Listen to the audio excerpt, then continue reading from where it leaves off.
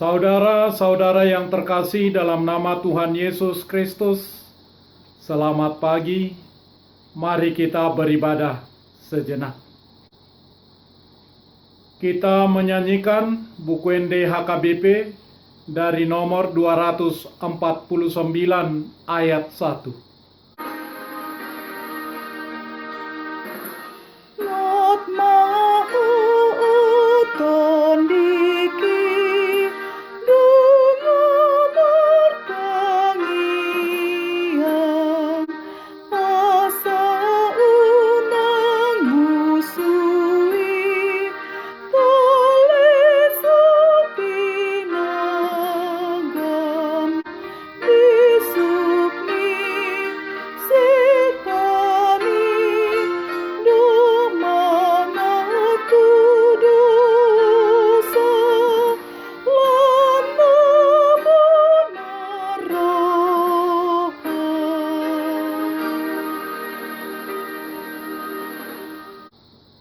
Kasih karunia dan damai sejahtera dari Allah Bapa dan dari Kristus Yesus Tuhan menyertai saudara-saudara.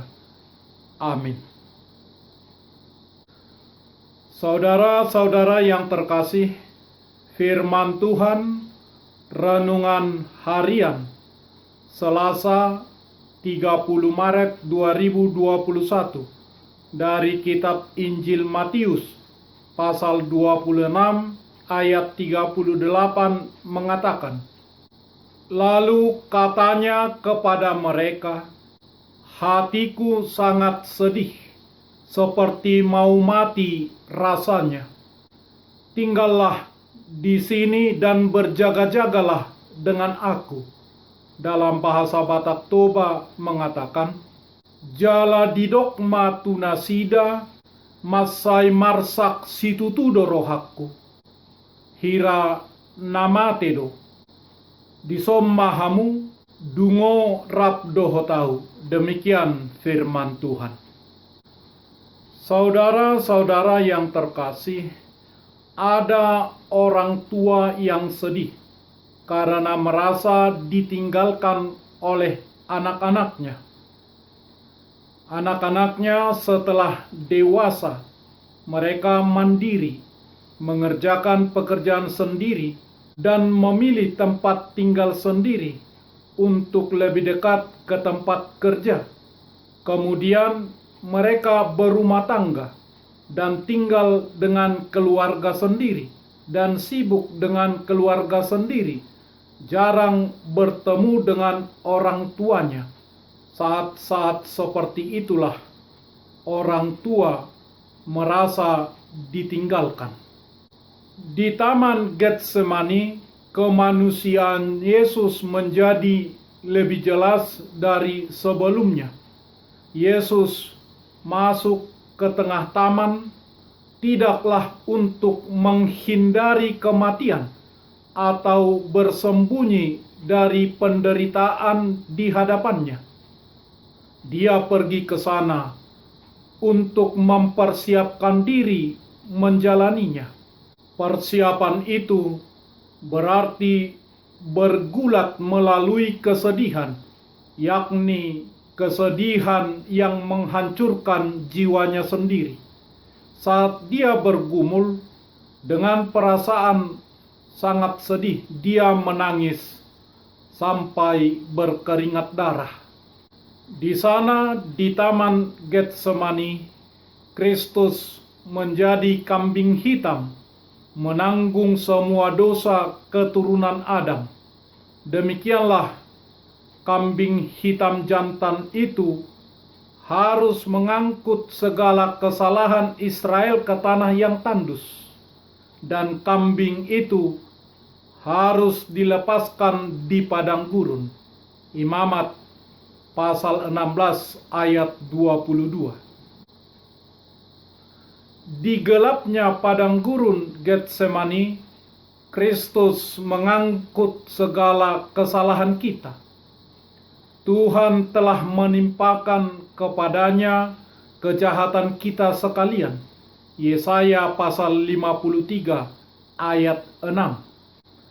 Dia adalah seorang yang penuh kesengsaraan dan yang biasa menderita kesakitan. Tetapi sesungguhnya penyakit kitalah yang ditanggungnya dan kesengsaraan kitalah yang dipikulnya. Yesaya pasal 53 ayat 3 sampai ayat 4. Semua beban dosa kita diletakkan di atas pundak Yesus. Tidaklah mengherankan jika Yesus mengatakan, "Hatiku sangat sedih seperti mau mati rasanya." Sebelum Yesus menderita penyiksaan fisik yang hebat di kayu salib, dia harus menderita guncangan mental yang hebat di Taman Getsemani. Dan semua itu merupakan bagian dari apa yang harus dia bayar untuk dosa-dosa kita.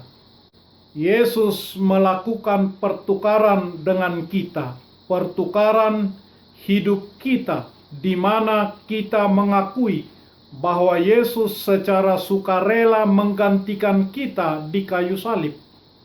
Apa yang terjadi padanya seharusnya terjadi pada kita. Itulah kasih karunia Tuhan, keselamatan oleh kasih karunia melalui iman adalah anugerah terbesar yang dapat diterima manusia. Dan manusia tidak melakukan apapun untuk menerimanya. Manusia yang percaya mendapatkannya secara cuma-cuma, secara gratis. Penderitaan Yesus yang tak terbayangkan dan darahnya mengalir di tubuhnya. Dengan itu, kita melihat awal dari pembayaran penebusan kita. Ada dua aspek pembayaran Kristus untuk dosa kita. Di Getsemani, Yesus mengalami penderitaan mental yang sangat kuat. Dan di Golgota, Yesus mengalami penderitaan fisik. Ia tersungkur di hadapan Tuhan. Ketika Yesus menangis di Taman Getsemani, dia meninggalkan teladan bagi kita yang bergumul dengan kesedihan yang menghancurkan jiwa kita. Dengan mengikuti teladannya, kita dapat menemukan harapan, kesembuhan, dan keselamatan. Kristus telah membayar hutang dosa-dosa kita di kayu salib. Darahnya adalah satu-satunya yang dapat menghapus dosa-dosa kita dari catatan Tuhan. Maukah Anda datang kepada Kristus? Maukah Anda disucikan oleh darah Kristus? Maukah Anda hidup di dalam Kristus? Amin. Marilah kita berdoa. Ya Tuhan Allah Bapa kami yang di surga, Engkau memperkenalkan dirimu melalui firman-Mu bahwa Engkau mengasihi kami, yaitu dengan mengorbankan anak-Mu Yesus Kristus untuk menghapus dosa kami. Mampukan dan kuatkanlah kami, supaya kami semakin setia kepadamu dan kami melakukan kehendak-Mu dengan kuasa Roh Kudus-Mu. Amin.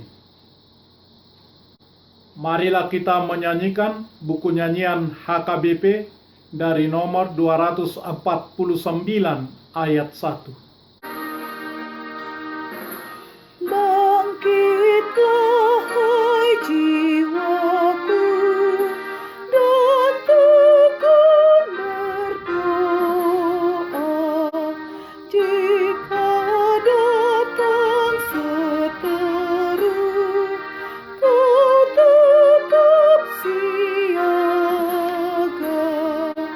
Ku dapat